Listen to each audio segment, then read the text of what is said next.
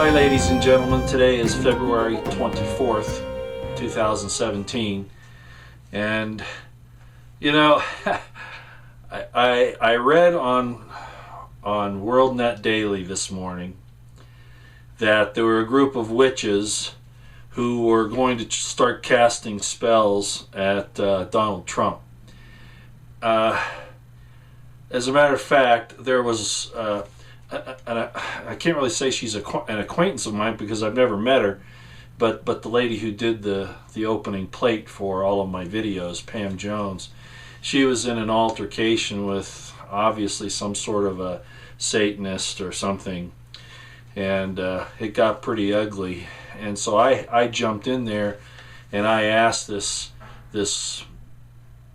person if they understood sacred numerology, and then I sent them a little code, and I think that probably did the job. Now, no, I'm not a warlock. No, I'm definitely a Christian, as you all know, somewhat different than most.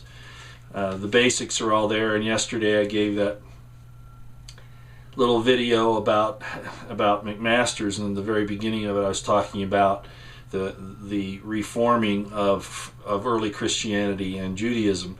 And some of you may have thought, well, gee, that's pretty bad, you know, don't you believe in Jesus Christ? Do you think that's all changed? Well, there's a difference between what the Roman Empire wanted us to think about that and what actually happened.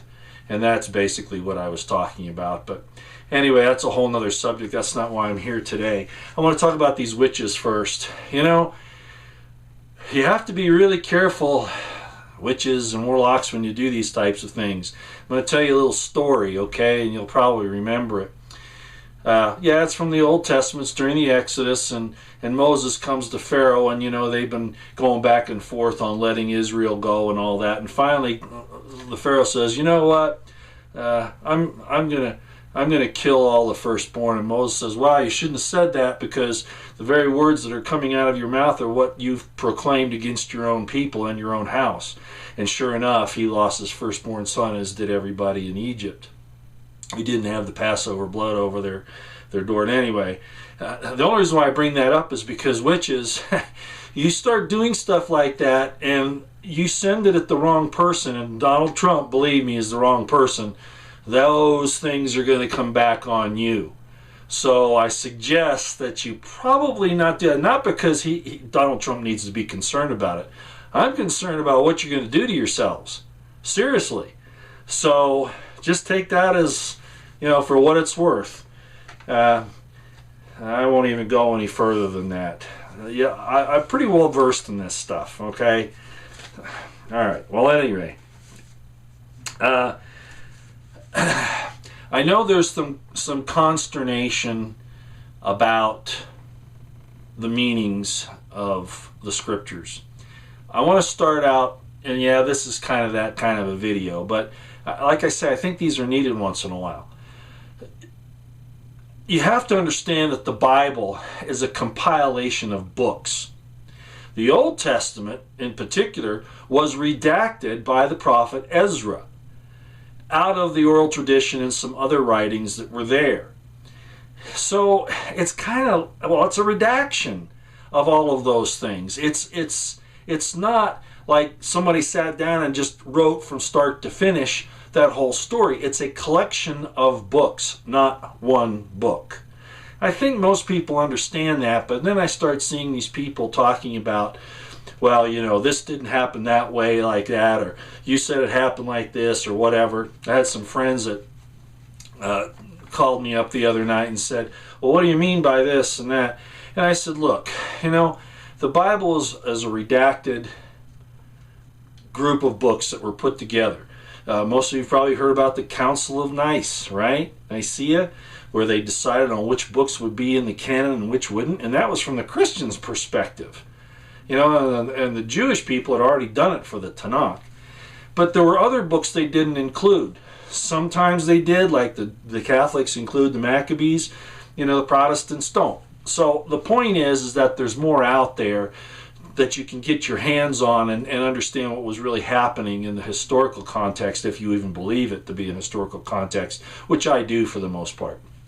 So there are other places you can get information and put it together. I'm an historian. I go after historiography. I go after historical method. I do things and I don't use one source. And Josephus is a really important one because he was a Jewish high priest. He was a Jewish general, and he was also in the priesthood. So he understood a lot of things. So, despite the fact he was writing for the Flavians, the Roman emperor, so it's going to be tainted, and good historians will understand that. The fact is that Josephus is a good place to get information, as are some other sources. So when I talk about things, I'm bringing in a lot of information, not just the redacted Bible. Now, I will say this. Ezra was a priest, and in the sense of how can I say this so you'll understand it? Appointed by God, not by lineage, I guess is what I'm saying here. And maybe that too, but the real point of the matter was he was a prophet. He may have actually been somebody else we know very well in the Bible.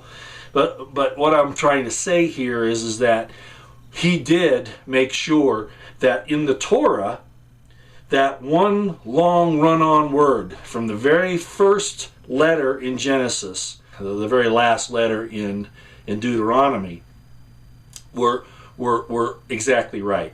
Okay. Other than that, there are codes there, and that's the reason why that's like that, and why it's so important. But you can still get the other information about what's going on by using historical analysis.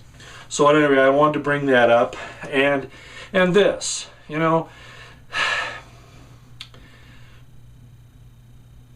might want to go read Matthew 13:11 and Luke 8:10, because it's real important that you understand there that it was given to Jesus' apostles to know the mysteries, and it was hidden from everyone else. So a lot of times, people that know these things will give you a little bit of information to see how much you can handle. And I'm not a great follower of Paul, but Paul did say, the Apostle Paul, he did say that, all things are lawful unto me, but not all things are expedient. He understood the gospel of the perfect law of liberty, and whether he actually followed it or not is another matter altogether. But he also said, and this is kind of important, that you don't give meat to those who can only digest milk. So things are said so that those at different levels of understanding can be fed. Feed my sheep. Some are going to understand the mysteries because that's their spiritual desire, their hunger, their thirst, their understanding. Others, they don't get it at all. So just going to bring that up, let it out there for what it's worth. And then, I wanted to talk one more time about Donald Trump, because he's doing fantastic things. A lot of the things that he's doing are out of the sight of a lot of people. They don't really know what's going on. I certainly don't know it all. But the point is that I think he's really after the Luciferian system, the pedophiles, the New World Order, the alphabet regulatory agencies that are way out of control, all of that. I really honestly think he's about that. And I know he and his wife, Melania Flotus, the First Lady, are genuinely God-fearing people. It's very, very obvious if you look. The dichotomy between them and some of the leaders that you see in the leftist Marxist movement, the DNC and all those, it's so obvious, it's stunning. It's bright compared to those people in the DNC and the leftist Marxists. But he can still make mistakes. He's just a man. And so I kind of wanted to bring up this story, why I sometimes bring up things that he's doing. And most of them are not serious, but we kind of want to, and he accepts this if he gets it. He kind of likes some input, and so I'll do that. I'll send out this information, as will a lot of other people. Whether he sees it or not, I don't know. But I wanted to bring up the thing about David, the king of Israel, because he's a really good example. As you know, God called him, a man after his own heart, a man after God's heart. Very, very important information. It's another one of those things that's stunning. Well, and then something happens. Do you remember this? He sees, the captain of his army is a very good friend of his by the name of Uriah. They call him a Hittite, but that's more of where he was from. It wasn't his nationality or anything like that. And I could get into that later. But the point is, he was the general of the army. And he had a beautiful wife by the name of Bathsheba. Remember this story? And what David did was he allowed his desire for Bathsheba to overcome him to such a point that he set up a situation where he knew Uriah would be killed on the battlefield. So it was a premeditated thing to steal a man's wife and to murder him. Really bad. Really, really bad. Nathan the prophet comes to him. And Nathan was an important guy. There's a lot about him. I'm not going to go into that here either. But he comes to David and he says, hey, what about this guy, who did this terrible thing? And he took advantage of these people. What should happen to him? And David says, bring him here. I'm gonna execute him. I'm gonna judge him, and he's gonna be in big trouble. And Nathan the prophet says, you are the man in the story I'm talking about. Thus saith the Lord, I have given you everything. I've given you the throne of Israel. I've given you your master. He's talking about Saul. I've given you his house. I've given you his wives. I've given you his belongings. I've given everything of his to you. Put his wives into your arms, into your bosom.